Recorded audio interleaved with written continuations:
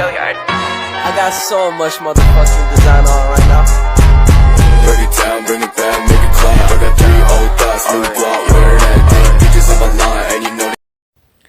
Assalamualaikum warahmatullahi wabarakatuh. Perkenalkan, nama saya Kurata Ayun dari kelas Flow Akuntansi. Di sini saya akan meresensi buku yang berjudul The Hard Entrepreneur Believe in Tomorrow versi 02, yang merupakan buku dengan genre non-fiksi, karangan dari Nicholas Setiawan, dan diterbitkan di PT Alex Media Komputindo pada tanggal 18 Juni 2016. Tempat terbit yaitu Jakarta, dan dengan tebal buku 213 halaman. Siapa yang tidak kenal dengan Nicholas Setiawan, seorang pebisnis ikan hias termuda di Indonesia yang bahkan bisnisnya sudah mencapai internasional. Di dalam buku ini diceritakan perjalanan bisnis orang Nicholas yang masih terbilang cukup muda hingga bisa sampai seperti sekarang ini. Dan diharapkan setelah membaca buku ini, para pembaca juga ikut terinspirasi. Buku ini cocok bagi seseorang yang takut untuk menghadapi masa depan, kesulitan, bahkan kegagalan. Dan di dalam buku ini juga kita diingatkan untuk selalu mengingat kepada Tuhan, meminta pertolongan kepada Tuhan, dan selalu yakin bahwa Tuhan akan selalu membantu bagi umatnya yang meminta pertolongan dan berdoa. Jika dilihat dari cover buku ini, mungkin banyak yang mengira bahwa buku ini adalah buku fiksi yang menceritakan tentang semut dan teman-temannya. Padahal buku ini merupakan buku non-fiksi, tetapi pastinya ada hubungannya antara cover dengan isi buku, yaitu salah satu sifat semut adalah tidak memikirkan untuk hari ini saja. Seperti saat musim panas, semut akan bekerja keras untuk menghadapi musim dingin. Nah, selanjutnya kita akan memasuki isi dari cerita di dalam buku ini. Nicholas sendiri merupakan seseorang yang terlahir dari keluarga yang sederhana. Bahkan kegagalan, kesulitan, hidup yang berat pun sudah menjadi hal yang biasa untuknya. Tetapi dengan kegagalan, kesulitan tersebut membuat tekad seorang Nicholas untuk sukses menjadi sangat besar. Sejak kelas 2 SD, ia sudah memulai untuk berjualan. Cerita awal mula Nicholas menjadi pebisnis ikan Gararufa ini adalah saat kelas 2 SMA, terdapat temannya yang memberikan sepaket ikan Gararufa kepadanya. Tetapi karena Nicholas memang kurang menyukai ikan tersebut, ia pun berinisiatif untuk berkenalan dengan FBJ Kakus agar ikan tersebut terjual. Setelah melakukan posting, ikan tersebut pun terjual dengan untung yang lumayan. Bahkan ada pula yang memesannya. Dia pun mulai mencari informasi tentang tempat yang menjual ikan Gararufa ini dengan harga yang murah. Pada akhirnya, Nicholas pun memiliki toko online yang menjual ikan Gararufa, yaitu Gararufa Counter. Banyak dari orang-orang hebat seperti anggota DPR, pengusaha sukses, dan lain-lain yang menjadi customer-nya.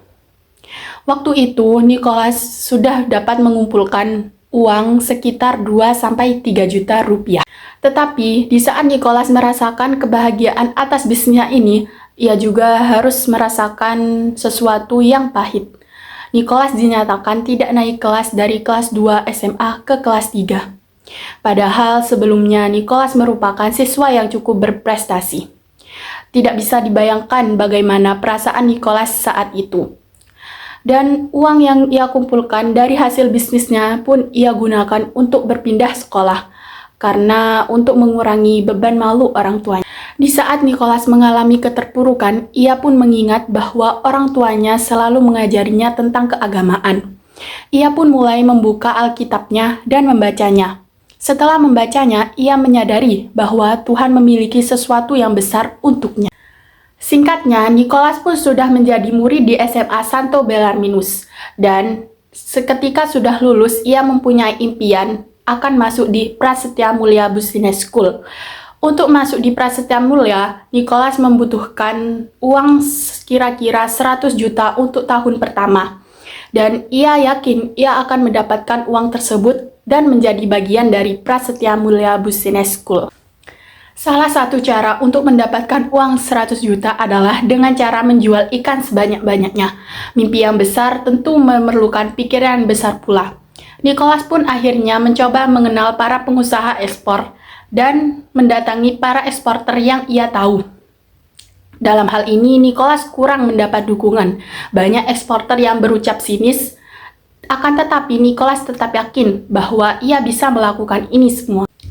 Sambil melakukan plan A, Nicholas pun juga melakukan plan B, di mana ia melakukan tes untuk masuk Prasetya Mulia.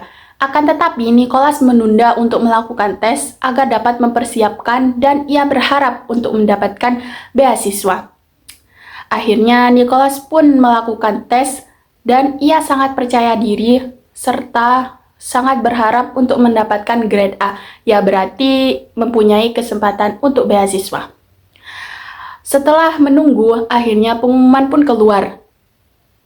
Tetapi Nicholas harus menerima bahwa ia diterima di Prasetya Mulia tetapi dengan grade B.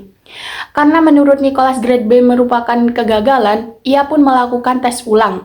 Hasilnya tetap sama. Setelah berpikir, Nicholas pun akhirnya bersyukur atas kegagalan yang ia dapat. Karena dengan begitu, ia tidak mudah untuk berpuas diri. Di samping itu, Nicholas mendapatkan order ikan 10.000 ekor yang akan dikirimkan ke Medan. Dan apabila hal ini berjalan dengan baik, customer tersebut akan melakukan order secara rutin kepada Nicholas.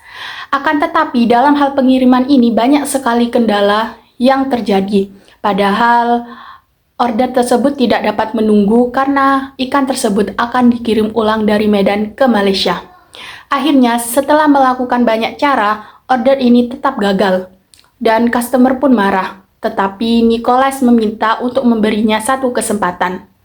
Customer pun menyetujui, tetapi dengan syarat harus langsung dikirim ke Malaysia. Akhirnya Nicholas pun menyetujui, meskipun dalam hal ini ia tidak mendapatkan keuntungan. Nicholas pun akhirnya menghubungi para shipment agen yang dapat membantu Nicholas untuk mengirimkan ikan tersebut ke Malaysia. Tetapi ada saja hal-hal yang membuat pengiriman tersebut gagal dan membuat orderan di-cancel. Nicholas harus mengembalikan uang customer dan harus berpikir bagaimana caranya ia menampung ikan sebanyak ini. Karena tidak memiliki kesiapan, ikan tersebut pun banyak yang mati. Nicholas juga harus mengembalikan uang customer dan kehilangan kesempatan bekerja sama dengan buaya besar. Setelah kegagalan tersebut, Nicholas dihubungi oleh seseorang dari pematang siantar. Ia mengajak Nicholas untuk bekerja sama. Tentu Nicholas sangat senang dengan hal tersebut karena ia mendapatkan partner bisnis baru.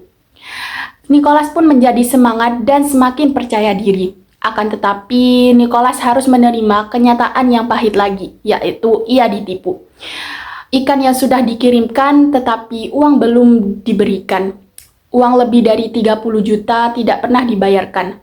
Nicholas pun sangat terpuruk dengan hal tersebut, tetapi ia mengingat kembali bahwa ia mempunyai Tuhan yang selalu membantunya. Singkatnya, mantan partner Nicholas tersebut juga menipu customer-customer lainnya. Akhirnya, orderan pun beralih kepada Nicholas. Dan dalam waktu 1,5 bulan, orderan mengalir dengan deras, sehingga Nicholas mampu mengumpulkan uang 100 juta.